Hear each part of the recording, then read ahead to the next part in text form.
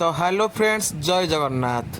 तो सांग माने ओडिशा सरकार तरफ आसी आउ एक स्कॉलरशिप आपण मैंने जानिथिबे प्लस 3 पिला मानकु यूजी मेरिट मिलुवा समय +2 पिला मानकु जूनियर मेरिट लिस्ट नामक एक स्कॉलरशिप ओडिशा सरकार तरफ मिली थाए। तो सही स्कॉलरशिपटी ओपन होइथिला एवं तार डेट सरीबा परे ताहा बंद हो जाइथिला। तो गवर्नमेंट एबे आउ थरे ताहा ओपन करिछि। तो चलो देखिबा।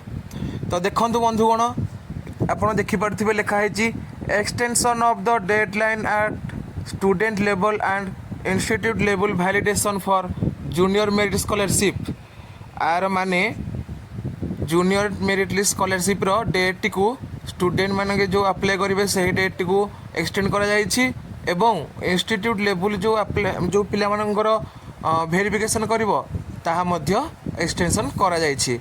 तो देखो बंधुगण लिखाई last date of student level online application receipt 15 March 2024 अर्थात पिला माने आपण मानक मुझे जणाई देबा चाहे आपण माने 15 मार्च 2024 सुधा यही जूनियर मेरिट स्कॉलरशिप टी को जाइकी अप्लाई कर दिंतु एवं अप्लाई करके कॉलेज रे देवा परे ताहा 18 मार्च 2024 पर्यंत कॉलेज आपण एप्लिकेशन टी को प्रोविजनल देखिबो एवं आपणकर जदि एलिजिबल होई थांती आपण कॉलेज आपण एप्लिकेशन टी को ता ऊपर लेवल को पठाइबो जहाँ द्वारा पिला माने आउ किछि डॉक्यूमेंट वेरिफिकेशन होई सारिबा परे आपण माने पैसा आपण अकाउंट को पाई पारिबे।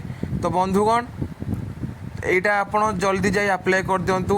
जे पोस्ट मैट्रिक स्कॉलरशिप पकई थिबो सी एई स्कॉलरशिप पकई पारिबो नाही। अर्थात जदि आपण +2 पिला मानक पई जदि से कोनोसी स्कॉलरशिप पकई नथिबे तेबे सी जूनियर मेरिट स्कॉलरशिप टी को अप्लाई करि पारिबे। तो आज वीडियो एतिकी रहुची। जय जगन्नाथ।